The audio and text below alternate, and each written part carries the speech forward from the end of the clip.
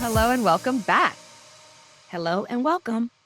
My name is Ann McCabe. I am the CEO and a partner here at Curo and joined as always by my awesome partner in crime in pink, Teresa. Hello, I am Atrisa Roberts, COO and partner here at Curo Private Wealth. Thanks for joining us today. Yes, thank you for joining us and happy Breast Cancer Awareness Month. We are purposefully in Yes. pink to show our support for breast cancer research and patients. And we are actually going to be talking today in honor of breast cancer awareness about women and investing. Did you know actually that men can get breast cancer? Yes, I actually had heard that. I don't know anyone personally, but I have heard that it can happen. It can. There is a trainer at our gym who had breast Hmm. cancer, and he is the Wow. first person. Yeah, he's the first man, I should say, that I've ever met who has had breast cancer. But every year he, wears his ribbon and he Yeah. tries to raise money and tries to raise awareness that is definitely a man thing too. But we know Right. that more women are impacted by breast cancer. So Yeah. we are in pink today in support of that. And also, we'll be talking about women and investing for our topic today. But before we get into that, we always like to do an A team catch up. So, Hmm. what's going on? Have you made it back to the golf course? Not yet, but Not I yet. have a golf event next week. Nice. I've done it before earlier this summer. It's called Wine and Nine at one of the Montgomery County courses. So it's an all women's golfer event, and we play 9 holes and we drink wine. So exactly Sounds how it good. It's not exactly but what the title would imply. but it's a less intimidating way to play golf. One, because it's all women and just women just tend to be less competitive. Not to say that women aren't. I'm a pretty competitive person, but tend to be less competitive, less pushy, less aggressive on the golf course than men can be sometimes. So it's a real friendly, sort of safe environment. And then, after about the fourth hole, everybody's just kind of oiled up on wine anyway. Yeah, they're So like it becomes less about the whatever. competition and just Yeah. more about, the fun and camaraderie. So it's a good time. So I'm excited about it. But it'll probably be the last time I get to play before it gets really cold because it has gotten chilly here Oh in our my area. gosh, this morning, yeah, it has been very chilly in the morning and Yeah. the evening. So, yeah, you got to get your last fixes in before the winter really comes. Yeah. Well, what about you? What's Awesome. going on with you? Well, as you know, I just got back from Atlanta, from my Mhm. hometown, visiting my dad who turned 89 last week. So, took the boys and my partner down to spend some time with him, which was really nice. And we got to the boys and Wally got to see Mhm. his art warehouse, which is really cool. So my dad has been importing Haitian art since 1976.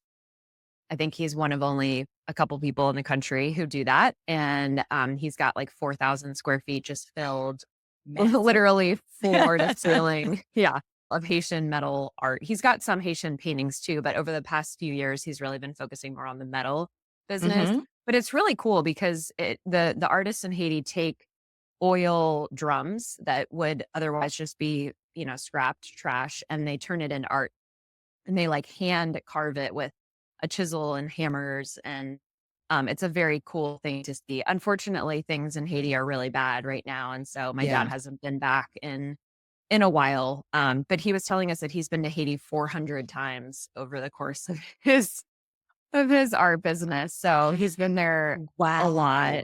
Yeah, yeah. And I had the opportunity to go with him when I was in college, and I got to meet some of his artists, and I got to like actually see them making the art, and it's really amazing. I mean, many of the family members, it's almost like a little assembly line, where different Yeah. members of the family are working on the art, and it's really amazing. And it's kind of cool because he was in the upcycling business before that was really even a Right. thing, right? Like in the Right. 1970s.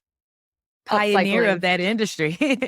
Yeah, it was not really a thing. So, but now he's running the business exclusively like on WhatsApp, like on his cell phone. He'll have artists reach Okay. out to him and send him pictures of things, which is pretty cool. So he doesn't actually have to go down there anymore.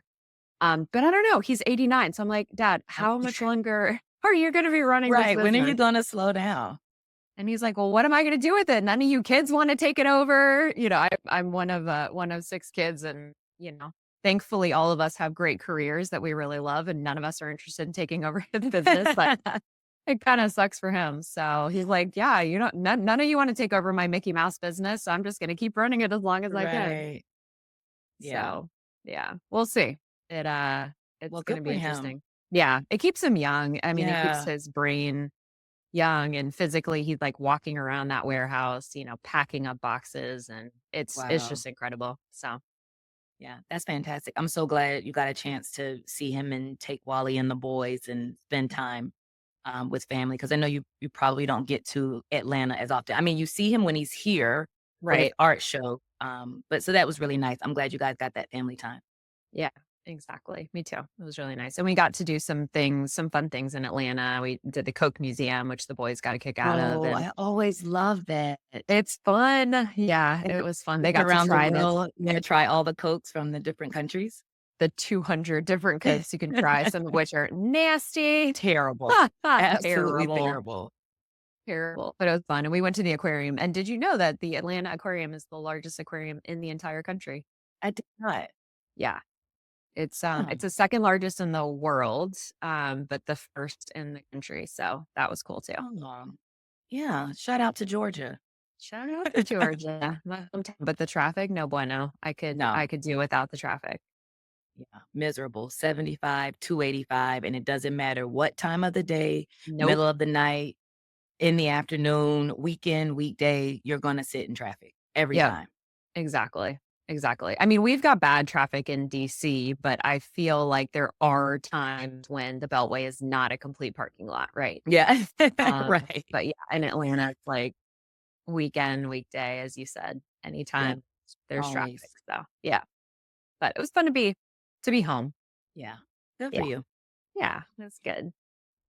All right, so let's move on to our topic today. Something that Atrice and I love talking about. Mhm. Work with a lot of women in our firm at Curo, and we love working with women because they're not only underrepresented in our industry, but underrepresented just in the investing world in general. So we wanted to start with acknowledging kind of what I was just talking about, about women being underrepresented. And last week we had Kara Murphy on, who is the chief investment officer of Kestra. And we were actually talking about this because she mentioned that she never really saw herself in Wall Street and then ended up in Wall Street, thankfully. But when you think about typical kind of investors and people who are interested in or are involved in investing, they tend to be men. But the thing about it is, women are actually incredible investors. And there's so much research to back this up that women tend to be more disciplined, more patient, more risk aware. We tend to trade less frequently than men do, which ends up boding well for performance over time. We do more research. And so if you look at the data, women actually tend to outperform men in investing. So it's this conundrum we're in where, on the one hand, we're actually great investors, and on the Right. other, we're not investing that much. So if you are a woman out there listening today and you've maybe been interested in investing, but you're just not sure where to start or feel like it's for you, it is not true. It is 100% for you. And we are going to go over just some things to be aware of and things to think about to get you started if you are in that situation. So, why don't we start with just why, Atrisa, why do women tend to invest less than men? What does the data say here? Yeah, so and again, like Ann already mentioned, it's not because we're not good at it, right? Women are good investors. I think women often invest less just because we've been underrepresented in financial education, right? It's not something that we were taught growing up. And especially given what generation you came up in, and I'll speak to myself as an elder millennial and a person who grew up in the deep South. I got a lot more training around home care and home duties and less around investing and budgeting. Now, I will say my dad was very good about balancing his checkbook. Hmm. So he would make it a point to have me sit at the table with him when he was going through his checkbook balancing, which I appreciate that level of education. But it's something that women often don't get. And there's also just that cultural factor around it too, right? It's kind of seen as a taboo for women and having conversations around money. So you Hmm. can't discount that just your general upbringing, what era you grew up in, maybe even what location, it probably wasn't something that you were taught a lot about. And we've already had lots of conversations around just the overall lack of financial education in most school systems. And that would be for men and women or for boys and girls. But Yes. there's a general just missing element of financial education that you get in in institutions. So if you're not getting it at home, there's a good chance that you just don't know, right? You don't know, and lots of what you do now are just things that have been self taught or that you had to look into and research yourself. And I think that lends itself to why women often invest less than men do. Yeah, I also think that there's this idea that investing is so ultra complicated, and Right. I almost feel like Wall Street does that on purpose, right? Like I lots of agree. I yeah, agree. yeah, lots of like crazy jargon and things that are just hard to understand. And so there's like an intimidation factor, and if you don't think you can do something well, or you're afraid to make a mistake, or you're afraid to take your hard earned money and do Right. something bad with it or lose it, then obviously you're going to be more inclined to just stick it in a savings account where you know that that is safe. But the reality is, and we'll talk more about this in a little bit, it doesn't have to be complicated, No, right? Like not Wall at Street all. wants you to think that it's complicated because that's how they, but it really doesn't have to be complicated. Yeah, and again, there is that confidence gap too, and, I don't often like to make generalizations, but I think women are less ego driven in some areas because there's also this thing where I think some people are just confident even though they have no right to be. Yes. And women tend to be less that way, right? We tend to second guess ourselves and be less confident in some areas. And because Wall Street has done such a great job of making it seem that they, or I guess we are doing something that everybody else doesn't understand or can't do, it just lends itself, right, to having less confidence about moving forward and doing it. Right. Exactly. And then there's also the fact that women tend to have more life transitions and Mhm. or responsibilities for caring for family, whether that's having children or whether that's taking a break from the workforce to care for aging parents. The women are typically the ones who are having to take time out of the workforce to care for family members. And so because we tend to be out of the workforce for longer, that's less income we're bringing in, and Yes. obviously less disposable income to potentially be able to invest. Yeah. And then, I mean, not to mention that we already just systemically have an income gap, right? So women Mhm. just earn less in general over their lifetimes as compared to men. And then you mix in all of those factors, right? Where you're in a transitional period where you're out of the workforce or maybe out of the workforce for a period of time. Then, yeah, it gives us less to even work with, even for Yeah, those women who want to step into investing. right. Exactly. Yeah. So let's talk a little bit about why investing is so important. And it's important for men, of course, but Yes, it's of course. especially important for women too, because of financial independence. So we know, statistically speaking, that women live longer than men on average, which means that we are going to need more assets saved and invested to be able to generate income for ourselves Yes. and sustain our lifestyle over the long run. And we have some really interesting statistics on our website. So we have a whole page for women going through a life transition on our Curo website. And a couple stats that we share on that website that even when Teresa and we've seen these stats, obviously we Yeah. put them on our website, but even when we reread them, it's like mind blowing how crazy these stats are. So one stat is that 90% of women are going to be solely responsible for their finances at some point in their life. And that is because number one, we tend to live longer than men, or number two, the divorce rates are quite Yeah. high, right? So there is a very high likelihood that we will be solely responsible for our financial position, either because we live longer than our spouse, or we get divorced from our spouse, or we stay single Mhm. our whole life. That's also obviously a possibility. And then another stat is that 75% of women in a male female relationship will be widowed by an average age of 56, which is just unbelievable. Insane. 75%. 56, like 56 is not It's so old. young. It's It's so so young. young. Yeah, It's so young. And it's crazy. 75% is just such a crazy ratio to me. Like, I know. that seems extraordinarily high to think of I yourself know. as being widowed before you're 60. But Yeah.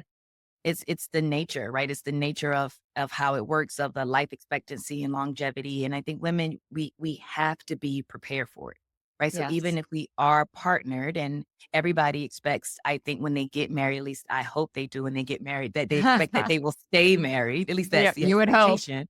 Yeah. And that you live into forever with one another. But the numbers tell us is that more often than not, that is not the case. So it's important that you put your money to work for you. In the case you find yourself responsible and living for a very long time as as the financially responsible person in your household. Right. Exactly. Yeah. I Yeah. was telling Wally these stats and he's like, see, you just got to cherish me. I'm like, don't you go anywhere. Right. You're not allowed to go anywhere. Yeah. I'm like, I will cherish you and you're not allowed to die. Right. Yeah, at 56. That's just not happening. Here, eat some spinach. Right.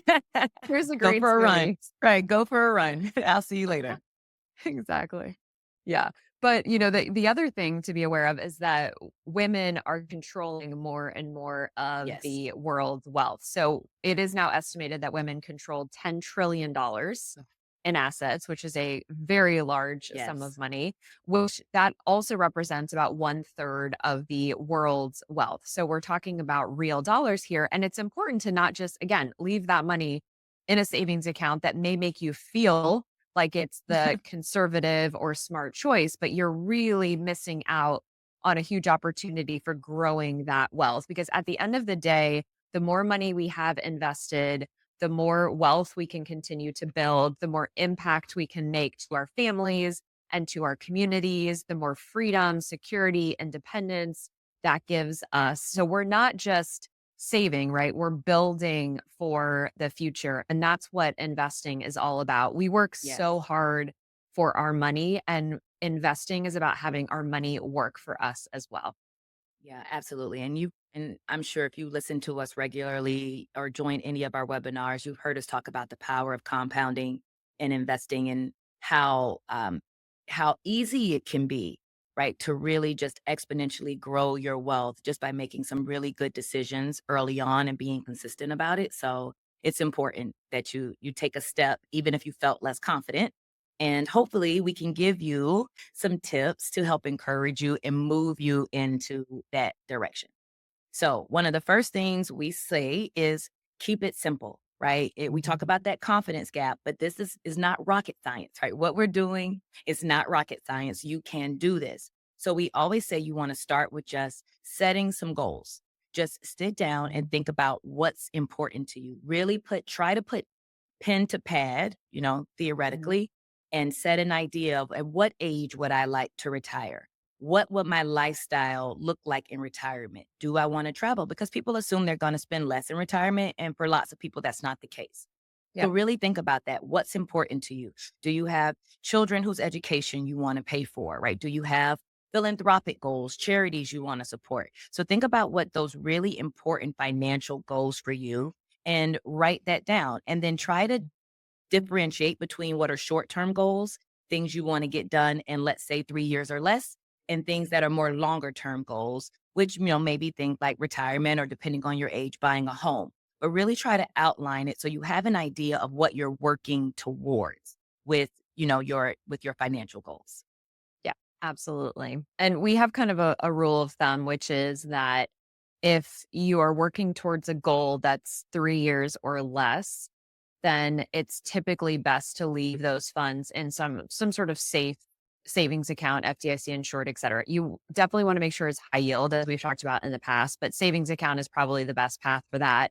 Whereas if you are working towards a goal, like let's say retirement is more than 3 years out for you, then those funds, we would encourage you to consider investing because again, the longer time horizon you have, the more wealth you can build. But obviously Yes. those short-term goals, we want to keep those in liquid safe cash. But the second thing that we would encourage that you do is assess your risk tolerance, or as we like to say, your comfort level with volatility.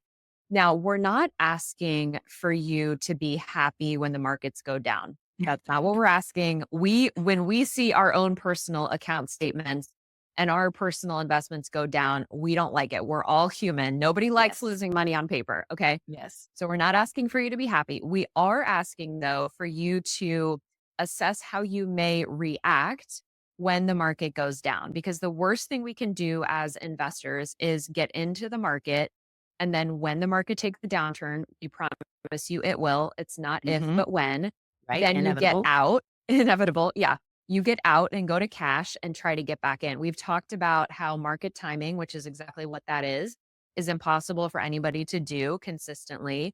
And so we would encourage you to assess that level of comfort with volatility because we don't want you to get into a portfolio and then get out, right? It is very Yes. important that you stick with this for the long run. All of the average investment returns that you see are assuming that somebody is in it for the long run. Okay. These are not the returns that you're going to generate if you get in and you get out 6 months or a year later. Those returns that you hear about that are superior in the stock market are assuming you are in it for years and decades. Right. So be very honest with yourself about that. And we would encourage you to maybe even take a little bit more of a conservative portfolio if it means you are more likely to stick with that, right? Than pushing yourself into a very aggressive, 100% stock Right. portfolio that you're going to freak out when it goes down 20 or 25%, which is very possible.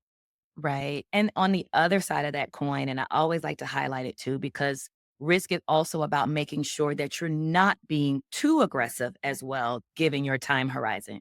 So that real sort of check in and assessment, how many years do I have to hit this next goal? And can I afford to weather the storm or to ride the roller coaster when the market does inevitably go down? Because I do run into investors who are super aggressive and they're like, let's just put it all in NVIDIA. Well, wait, Yeah. let's hold on. I understand that you're comfortable with that risk, but does it make sense for the goal that you're aiming toward? So even if you feel more aggressive as far as a risk tolerance, still be mindful that your investments are aligned with your goals. Yes. Absolutely. Great point. And then our last tip really is just to start small and be consistent. Consistency is the key when it comes to investing, especially over the long term. So many people are like, well, I don't know what to do. I don't know what to invest in. Well, I always like to say, any free money is always where you want to start, right? So if you haven't been contributing to a 401k and taking advantage of an employer match, or that might be a thrift savings plan, then you want to start in those places because those are also a part of your investment portfolio, right? Many people in retirement draw the greatest amount of their income from those retirement plans that they started when they were much younger. So start there, take advantage of those things. But then there are so many investment vehicles now for beginner, what I like to call beginner investors, right? Things like target date funds, or even I think some companies, some larger companies provide even ETF or index fund portfolios that you can start in.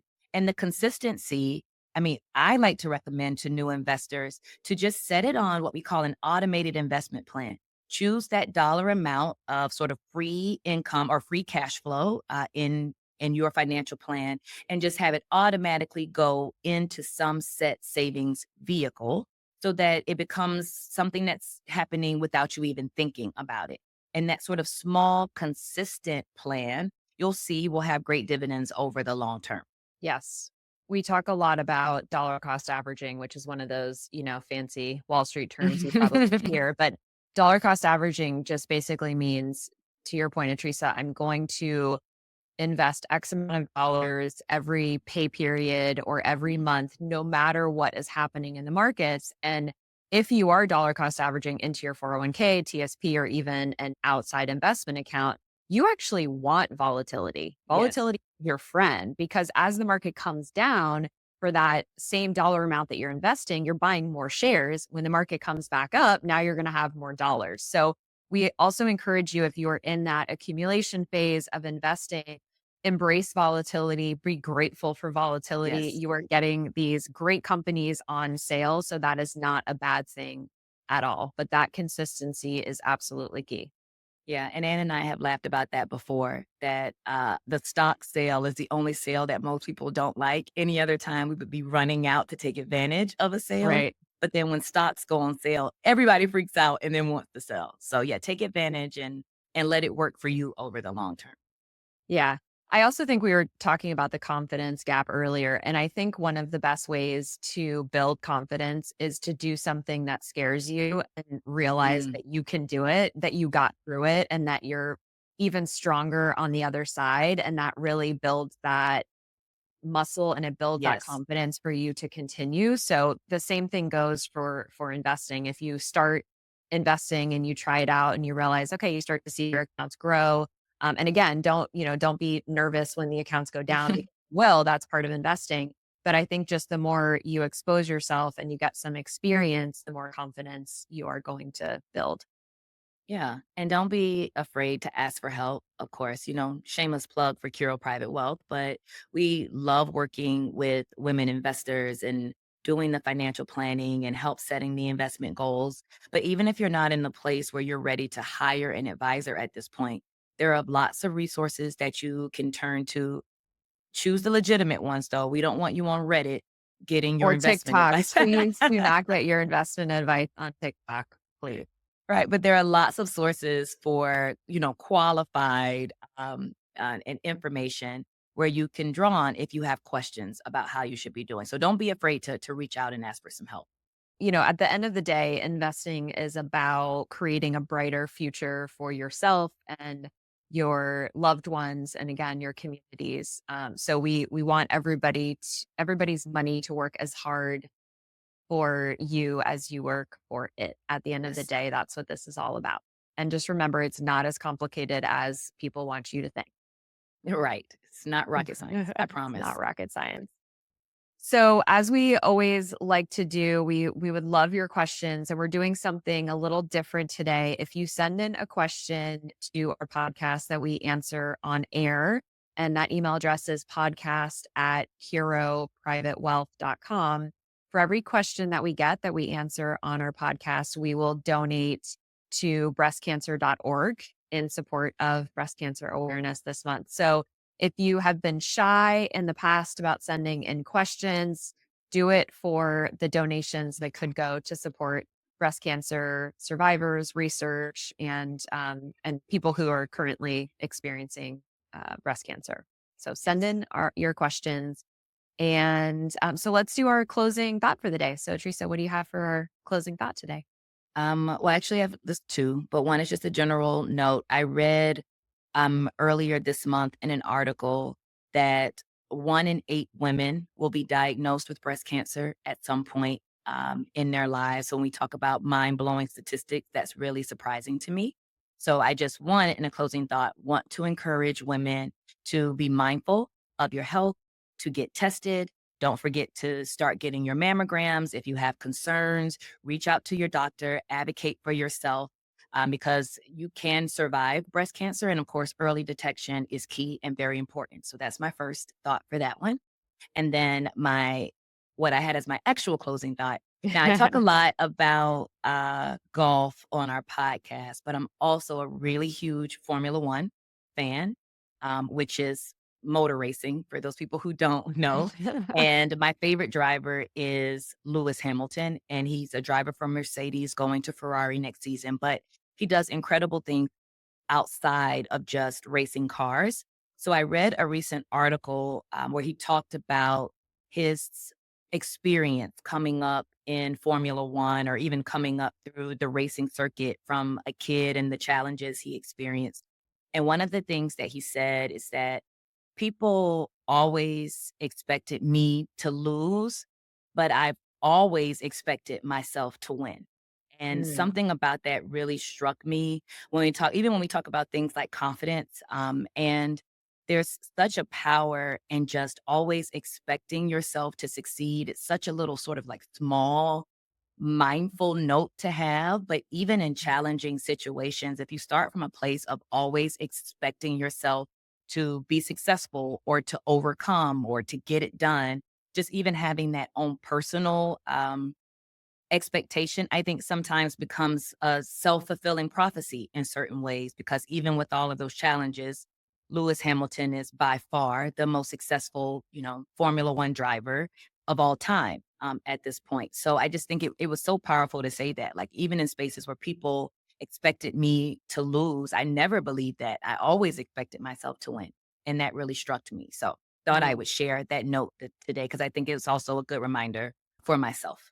love that. He also happens to be plant-based, so Yes, he is, there's that. which Anne loves. I love that about him. Yes, awesome. I love that. Thank you for sharing. That's powerful and such a great, perfect closing thought for the confidence part of the conversation that we were having Yes, earlier. yes, My closing thought is Teresa and I are starting the process for business planning for 2025. Can't believe it, but we are in the fourth quarter. And part of our process is to go through basically like a SWOT analysis of our firm. And if you're not familiar with SWOT, that stands for strengths, weaknesses, opportunities, and threats.